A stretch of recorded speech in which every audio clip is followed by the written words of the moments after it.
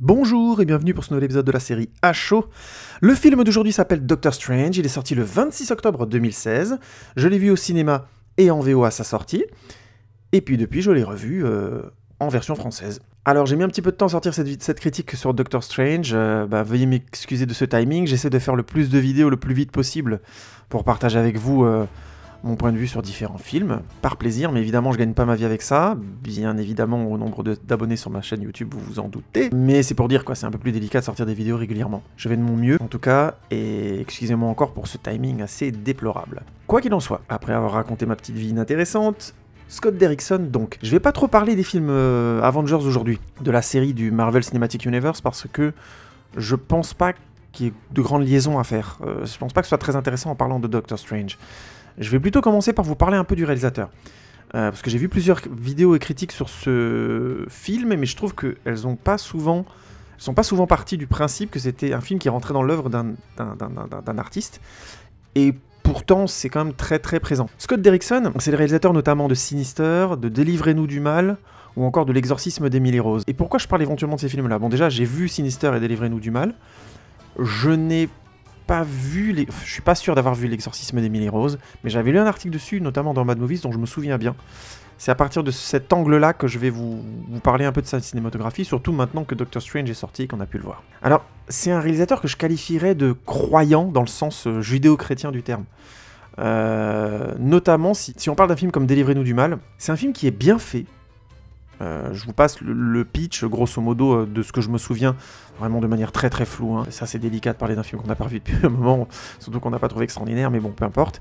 Je vais essayer de pas trop me tromper. C'est l'histoire d'un flic qui est amené, à un moment dans sa vie, qui est joué par Eric Bana, à enquêter sur une série de crimes a priori occultes. Et avec un titre comme Délivrez-nous du mal, qui est donc une référence chrétienne, judéo-chrétienne directe, vous vous doutez bien qu'il va y avoir quelque chose autour de la croyance et ainsi de suite là-dedans. Donc c'est un film bien fait, dans le sens où la narration est très, très claire, les petits moments de tension, de suspense fonctionnent globalement bien, il y a une bonne tension, la photographie est très belle, on a des lieux absolument craspec, des endroits très très sales, avec de la pourriture, du sang, des restes organiques de trucs qu'on n'arrive pas à déterminer, des endroits sombres comme ça, éclairés à la lampe. Il y a un petit côté survival horror, jeu vidéo comme ça, avec le personnage qui se balade à la lampe dans des vieux immeubles dégueulasses où il y a eu des rituels sataniques, vous voyez l'ambiance quoi. Et le film y arrive vraiment très bien parce que les décors sont très bien faits, la photographie est très très belle, dans le sens... on a des nuances, notamment, si je me souviens bien, de bleu, entre l'organique et le bleu, donc du rouge et du bleu, qui sont très très bien par moments, avec des effets très baroques, très tranchés, des visages comme ça qui apparaissent sur des fonds noirs. C'est très très bien fait. Le découpage est très lisible et efficace de la narration. On a vraiment... on rate rien, et dans le bon sens du terme, c'est-à-dire que ce qui doit être des mystères reste des mystères. On a des effets chocs, des petits jumpscares comme ça, mais je trouve qu'ils sont plutôt bien amenés et qui correspondent au découpage global du film. On a une scène notamment qui se passe dans un zoo à un moment donné qui est plutôt pas mal, mais globalement le film fonctionne bien. Mais au final, c'est surtout le scénario qui est assez idiot. Je vais vraiment être dur avec ce film, mais c'est un film qu'on pourrait résumer par la formule « il faut croire ». Vous posez pas de questions, il faut croire. Et même si je vais pas du tout spoiler ce film, parce que je trouve que ce serait très irrespectueux d'en parler en l'ayant pas revu, mais je pense vraiment que malheureusement on peut résumer ce film à ça. Et c'est un vrai problème dans les films de Scott Derrickson, à l'exception notable de Sinister, mais j'y reviendrai après. Et dans l'article que j'avais lu notamment qui critiquait L'exorcisme d'Emily Rose, il y avait le même problème. C'est une vision du monde, la vision du monde de Scott Derrickson, elle est, dans ses films en tout cas, hein, elle est souvent simpliste, je trouve. C'est un monde qui est bipolaire, concrètement. Enfin, dans le sens, il a deux pôles. Je parle pas de la maladie psychiatrique. Hein. Il a deux pôles très concrets, mais au niveau, on va dire, carrément mystique hein, du terme. C'est des films qui, en fait, au niveau scénaristique, il n'y a pas de finesse, quoi. C'est étonnant, parce que la réalisation est vraiment inspirée. Il y a de très belles images, le découpage est très bien fait. Je sais que c'est pas trop des arguments ce que je suis en train de vous dire là, je développerai un peu plus sur Doctor Strange, mais comme je vous le disais avant sur le film, dans chacun de ces films, on a vraiment des mises en ambiance qui sont réussies, Un beau travail sur les décors et la photographie, c'est bien fait. On a vraiment une ambiance qui fonctionne très bien. Le côté satanique, glauque, noir, des messes noires, de la magie noire, du côté sacrificiel comme ça, c'est vraiment dérangeant et désagréable. Et le film le rend très très bien par son découpage, sa photographie et l'utilisation des décors, notamment. Mais scénaristiquement, ça manque vraiment de finesse. C'est-à-dire que, et j'avais lu la même chose sur l'exorcisme d'Emily Rose, ce qui fait que du coup, la tension globale de ces films baisse tout doucement parce que le film veut aller vers une conclusion évidente. Il veut nous donner une réponse.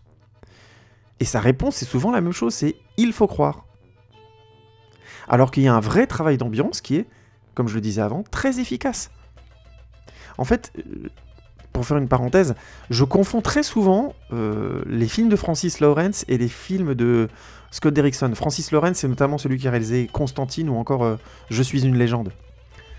Et c'est des films qui ont, je trouve, des problèmes très similaires. C'est des films aux fins décevantes et naïves, qui sont souvent prêchi-prêcha. Alors je veux pas spoiler, mais la fin de Constantine est à cet endroit-là, mais d'un ridicule assez incroyable, par rapport à tout le discours du film et à l'ambiance qu'arrive à mettre en place le film. Et comme dans les films de Scott Derrickson, Francis Lawrence, c'est un mec qui sait vraiment mettre des ambiances en place.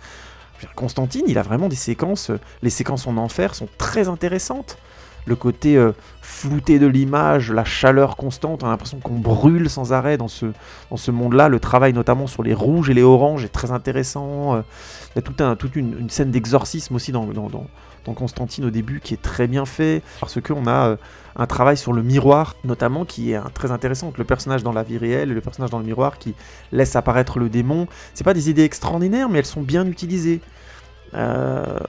Bon, je vais pas continuer sur Francis Lawrence, c'est pas le sujet, mais c'est pour dire, et c'est des réalisateurs qui ont un peu le même problème. Au final, c'est des films qui, dans leur conclusion, amoindrissent le travail d'ambiance en étant prêchi-prêcha et en disant grosso modo, il faut croire. Je mettrai juste une exception dans la filmo de Derrickson, et c'est pas un mec qui a fait énormément de films, donc je suis un peu dur, mais vous allez comprendre ce que je veux dire en revenant sur Doctor Strange.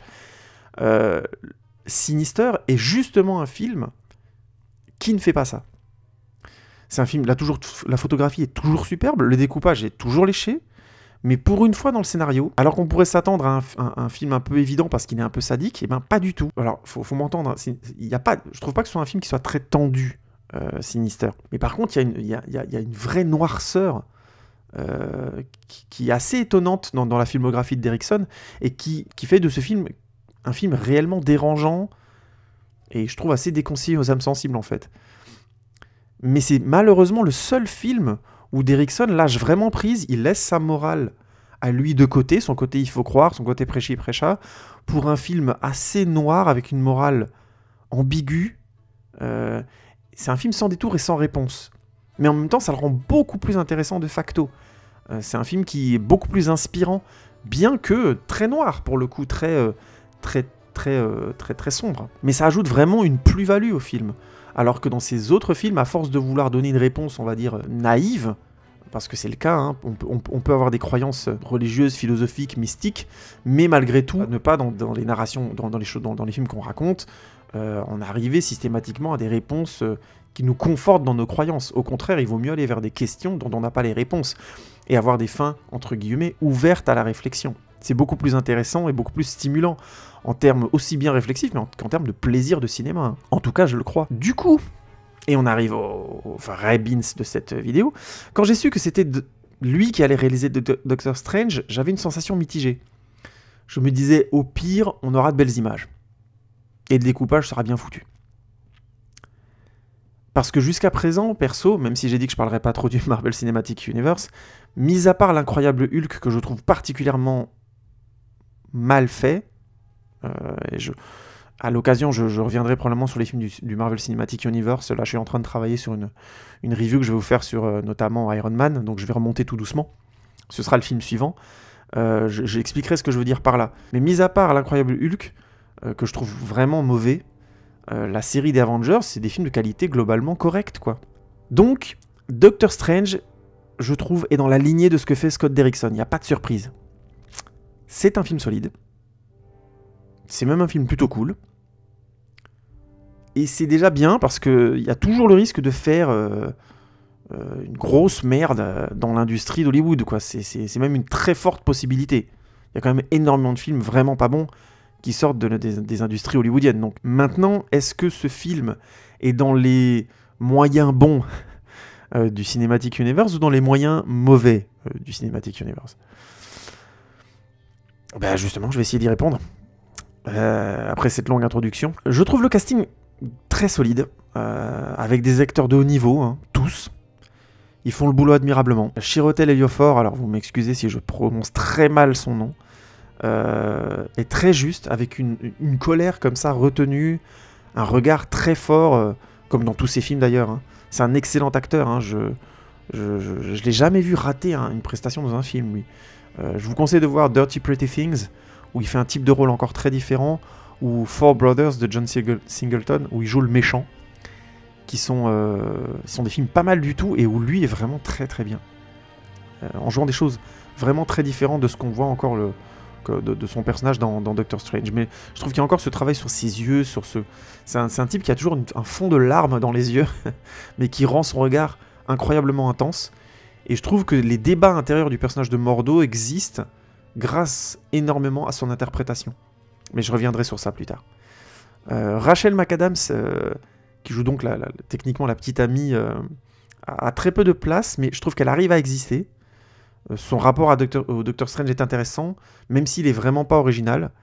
Et par contre, je trouve que c'est vraiment un personnage qui est unidimensionnel. Grosso modo, son truc, c'est... Enfin, je spoil légèrement, mais elle a systématiquement raison. Son personnage ne va pas au-delà, je trouve. Le film reste très sobre, mais trop presque, puisque à un moment donné, elle a une importance dans l'histoire. Je trouve que le film... elle a une importance dans la relation avec Doctor Strange que le film ne lui donne pas. Très concrètement. C'est-à-dire qu'elle n'est pas assez là, et pas assez dans l'enjeu du film, pour que ce soit simplement recevable, lisible ou... en caricaturant, évident. Ça évite au film de faire plein de tartes à la crème, hein, c'est-à-dire la petite copine à sauver, tous les clichés qui accompagnent les personnages féminins dans les films Marvel, hein, c'est-à-dire que, grosso modo, elle veut qu'il rentre à la maison, puis lui, il va aller faire l'aventure. Hein. Je caricature, mais c'est un petit peu ça Iron Man, tout de même. Donc, le film évite ça, mais du coup, il manque autre chose. C'est-à-dire, le film se contente de pas faire ça, mais il met pas autre chose à la place, je trouve. Même s'il voudrait par des petits dialogues y arriver, mais je trouve qu'elle est clairement pas assez à l'écran et dans l'histoire pour que ce soit le cas. À voir, hein, peut-être que si ça se développe dans les films prochains, tant mieux, et je pense que ce serait mérité déjà parce que Rachel McAdams joue très bien, et que le personnage aurait tout à fait la possibilité de se développer de manière positive, mais il pourrait aussi tout à fait en rester là. C'est ça qui est un peu dommage. Donc c'est sympathique, elle joue très bien, mais simplement l'écriture n'est pas au niveau. Mads Mikkelsen est efficace et crédible en très très peu de séquences.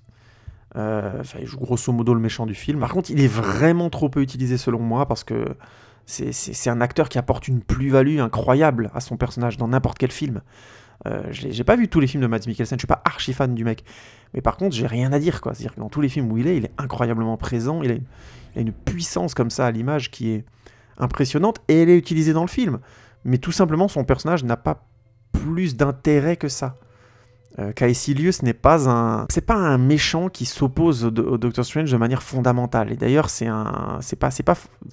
plus ou moins, mais le film, je trouve, globalement, n'en fait pas non plus grand-chose. Et c'est vraiment dommage, parce que ça aurait donné beaucoup de chair à ce film-là. Cumberbatch est juste très bien.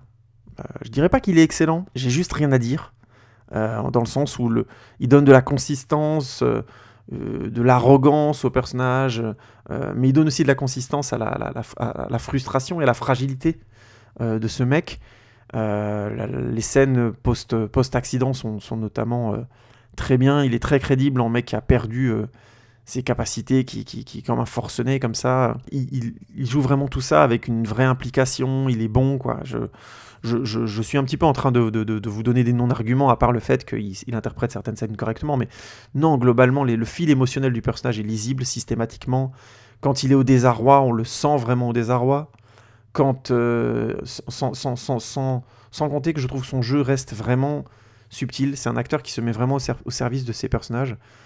J'ai pas senti dans ses mimiques physiques, par exemple, des choses que je vois dans la série Sherlock, où il a des mimiques physiques pour son personnage de Sherlock, qu'on retrouve pas dans ce film-là. C'est un acteur qui arrive complètement à exclure comme ça, à créer des couloirs pour ses personnages, et le jeu notamment sur les mains du Doctor Strange, sur ses tremblements, est en ce sens bien fait.